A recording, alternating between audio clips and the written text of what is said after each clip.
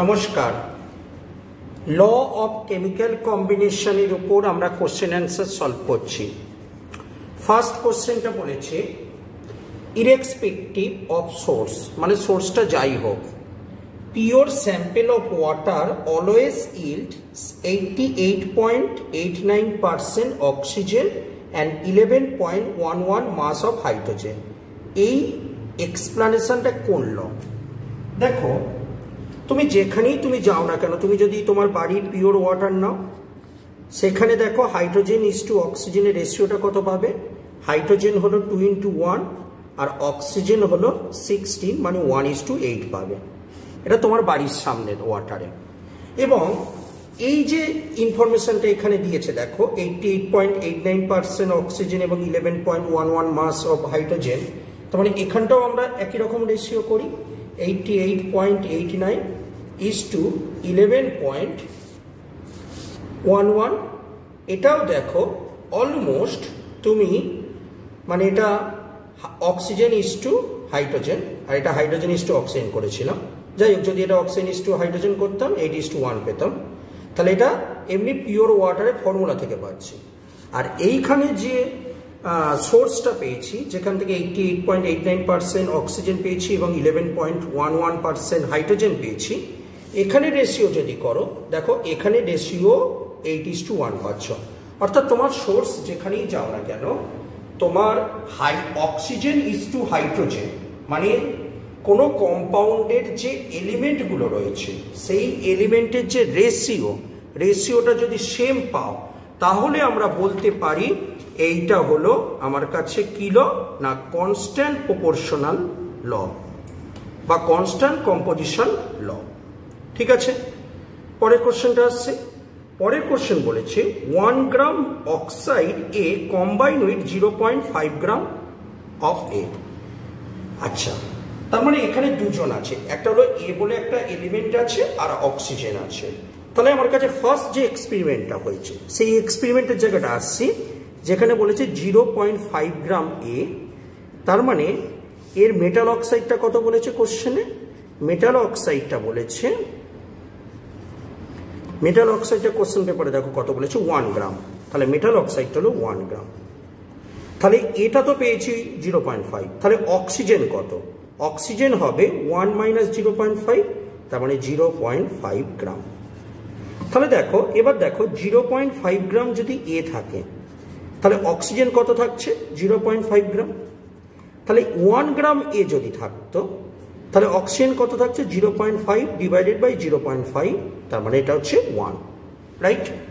এবার দেখো দ্বিতীয় এক্সপেরিমেন্টের কাছে চলে এসো, যেখানে বলেছে 4 gram another oxide of A combine, বলেছে 1.6 গ্রাম এ। তার মানে এখানে এ হলো, এ বলে যে এলিমেন্টটা আছে সেটা হলো 1.6 গ্রাম। আর অক্সাইডটা কত বলেছে? অক্সাইডটা বলেছে 4 গ্রাম। তার মানে দুজনকে যদি মাইনাস করি, যে কতটা অক্সিজেন আছে পেয়ে যাব 4 - 1.6, মানে ভ্যালুটা পাচ্ছি 3.4 গ্রাম অক্সিজেন। তাহলে ঠিক লেফট সাইডে যেমন করেছি রাইট সাইডেও তাই করো, যে 1.6 গ্রাম যদি এ হয়, তাহলে 3.4 গ্রাম হলো অক্সিজেন। তাহলে 1 গ্রাম এ হলে, এটাও 1 গ্রাম এর জন্য বার করছি, এটাও তাই বার করছি, 3.4 ডিভাইডেড বাই 1.6, এই ভ্যালুটা পাচ্ছি 1.5, রাইট? এবার আমরা মানে অলমোস্ট 1.5 এর কাছাকাছি। এবার দেখো এইখানে অক্সিজেন পেয়েছি 1, পরেরটা পেয়েছি 1.5। তার মানে দুটোকে যদি রেশিও করি, অক্সিজেনের রেশিও যে দুটো মেটাল অক্সাইডের ক্ষেত্রে 1:1.5, ঠিক আছে? তার মানে এটাকে 2 দিয়ে মাল্টিপ্লাই করে দিলে, এটাকে 2 দিয়ে মাল্টিপ্লাই করে দিলে, তার মানে 2:3। তাহলে দেখো ফিক্সড মাস অফ এর একটা ফিক্সড মাসের জন্য, মানে 1 গ্রামের জন্য দেখতে পাচ্ছি অক্সিজেনের যে রেশিও হচ্ছে, প্রথমটা 2, পরেরটা হচ্ছে 3, মানে 2:3 রেশিওতে অক্সিজেন রয়েছে। তাহলে এই যে কনসেপ্ট, এই কনসেপ্টটা কিসের কনসেপ্ট? এই কনসেপ্টটা হলো আমার কাছে মাল্টিপল প্রপোর্শনালিটি ল এর কনসেপ্ট। তার মানে অপশন ডি হলো অ্যান্সার। পরেরটা চলে এসো। পরেরটা বলেছে যে দুটো মেটাল অক্সাইড আছে, কার্বন অক্সিজেনের সঙ্গে রিয়াকশন করে একটা কার্বন মনোক্সাইড একটা কার্বন ডাইঅক্সাইড তৈরি করেছে, বলেছে তার কার্বন এবং অক্সিজেনের রেশিও প্রথমটা বলেছে 12:16। দেখো প্রথমটা বলেছে 12:16, রাইট? তো একই রকম ভাবে করছি, প্রথমটার কার্বন ইস্টু অক্সিজেন হলো 12:16, মানে 12 গ্রাম কার্বন হলে অক্সিজেন হবে 16 গ্রাম। তাহলে 1 গ্রাম কার্বন হলে কত হচ্ছে? 16/12 গ্রাম অক্সিজেন হচ্ছে। এটা প্রথম এক্সপেরিমেন্টের ক্ষেত্রে। সেকেন্ড এক্সপেরিমেন্টে কি বলেছে? সেকেন্ড এক্সপেরিমেন্টে বলেছে একই রকম ভাবে 12:32 কার্বন ইস্টু অক্সিজেন। তাহলে প্রথম যে পরের যে মেটাল অক্সাইডটা রয়েছে কার্বন ইস্টু অক্সিজেন 12:32। তাহলে একই রকম ভাবে 12 গ্রাম কার্বন হলে 32 গ্রাম অক্সিজেন, তাহলে 1 গ্রাম কার্বন হলে 32/12 গ্রাম অক্সিজেন। তাহলে দুটোর ক্ষেত্রে আমরা বার করতে পেরেছি অক্সিজেনের। এবার দুজনকে রেশিও করে দাও, 16/12 32/12। 12 কেটে যাচ্ছে, এটা কেটে যাচ্ছে, 1:2। তাহলে 1:2 দেখতে পাচ্ছ একটা সিম্পল হোল রেশিও বা হোল নাম্বার আসছে। এটা দিয়ে আমরা বলে দিতে পারি, তার মানে আমার কাছে যে এক্সপেরিমেন্টটা করেছিলাম সেই এক্সপেরিমেন্টে যে মেটাল অক্সাইডের যে অক্সিজেনের যে রেশিও সেটা একটা সিম্পল হোল নাম্বার আসছে। আর যদি এটা সিম্পল একটা হোল নাম্বার আসে তখন আমরা সেটাকে কি বলে থাকি? সেটাকে বলে থাকি law of multiple proportional. Okay, question number 4-এ আসছি। কোশ্চেন নাম্বার 4-এ দেখো আমাকে বলেছে P2O3, PH3 এবং H2O এই তিনজনকে দেওয়া হয়েছে। বলেছি এটা কোন লটাকে ফলো করে। ওকে, এবার আমরা এই যে তিনটে আমার কাছে কম্পাউন্ড দেওয়া আছে এই তিনটেকে আমরা একটা ট্রায়াঙ্গেলের মধ্যে কম্পেয়ার করছি। দেখো খেয়াল করে দেখো আমার কাছে কি রয়েছে, একটা হলো P2O3, রাইট, আর একটা রয়েছে PH3, আর একটা আছে H2O। খেয়াল করে দেখো আমরা যদি P2O3 এবং PH3-র দিকে তাকাই একটা জিনিস দেখতে পাচ্ছ, এখানে ফসফরাসটা ফিক্সড। আর ফসফরাসের মাসটাকে আমি যদি ফিক্সড ধরে নিই, যেমন মনে করো PH3-তে 31 গ্রাম যদি ফসফরাস থাকে তাহলে 3 গ্রাম হাইড্রোজেন। নাও ফসফরাসটাকে যদি 1 গ্রাম ধরে নাও তাহলে হবে 3/31 গ্রাম হাইড্রোজেন। ঠিক আছে, ঠিক তেমনি P2O3-র ক্ষেত্রে ধরে নাও P2 মানে 31 × 2 মানে 62 গ্রাম যদি ফসফরাস থাকে, অক্সিজেন কত হচ্ছে 16 × 3 মানে 48 গ্রাম অক্সিজেন হচ্ছে। ঠিক তেমনি 1 গ্রাম ফসফরাস হলে 48/62 গ্রাম অক্সিজেন হচ্ছে। ঠিক আছে, আমরা যদি এদের যে ভ্যালুটা যদি আমরা ক্যালকুলেটারে করি 3/31 তাহলে ভ্যালুটা পাবো 0.097। ঠিক তেমনি 48/62 যদি এই ভ্যালুটা করি তাহলে এটা পাবো 0.774। এবার দেখো এই দুটোর ক্ষেত্রে, এই যে দুটোর ক্ষেত্রে আমরা যেটা করেছি এই দুটোর ক্ষেত্রে আমরা ফসফরাসটাকে ফিক্সড করে নিয়েছি, দ্যাট ইজ 1 গ্রাম। এখানেও 1 গ্রাম, এখানেও 1 গ্রাম আমি ফিক্সড করে নিয়েছি। তাহলে ফসফরাসটা আমার এখানে কি আছে? ফিক্সড আছে।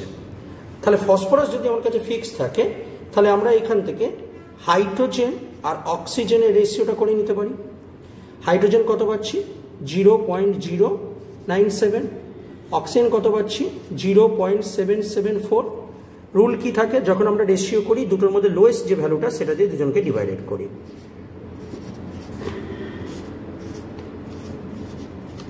তাহলে এটা কত হচ্ছে? কাটাকুটি করলে কত হচ্ছে? 1। এটা কাটাকুটি করলে দেখো 1:8 আসছে। ঠিক আছে, এবারে H2O-তে চলে এসো। H2O-তে হাইড্রোজেন ইস টু অক্সিজেন কত? হাইড্রোজেন ওয়েট কত? 1। দুটো হাইড্রোজেন আছে তার মানে 2 × 1। অক্সিজেনে কত হয়? 16, তার মানে এখানে আসছে 1:8। তাহলে এইটার ক্ষেত্রে 1:8, পরেরটাও 1:8 আসছে। তাহলে প্রথমটার যে রেশিও 1:8, পরেরটার যে রেশিও 1:8, সেটাকে দেখো আমরা কাটাকুটি করলে 1:1 আসছে। মোট কথা তাদের রেশিও একটা সিম্পল হোল নাম্বারে আসছে। 1:1 না হয়ে 2:1 হতে পারতো, 3:1 হতে পারতো। মোট কথা একটা সিম্পল হোল নাম্বারে আসছে। তো যদি কোনো একটা রেশিও সিম্পল হোল নাম্বারে আসে তখন আমরা তাকে কি বলছি? এটা একটা রেসিপ্রোকাল প্রপোর্শনালিটি ল ফলো করছে। ঠিক আছে, তার মানে আমার এইখানের ক্ষেত্রে অ্যান্সারটা কোনটা হবে? অ্যান্সারটা হবে আমার কাছে যে it follow the law of reciprocal proportional. Okay, next কোশ্চেনে আসছি। নেক্সট কোশ্চেন বলছে the law of multiple proportional illustrated in the pair of কোন কম্পাউন্ডের ক্ষেত্রে হবে।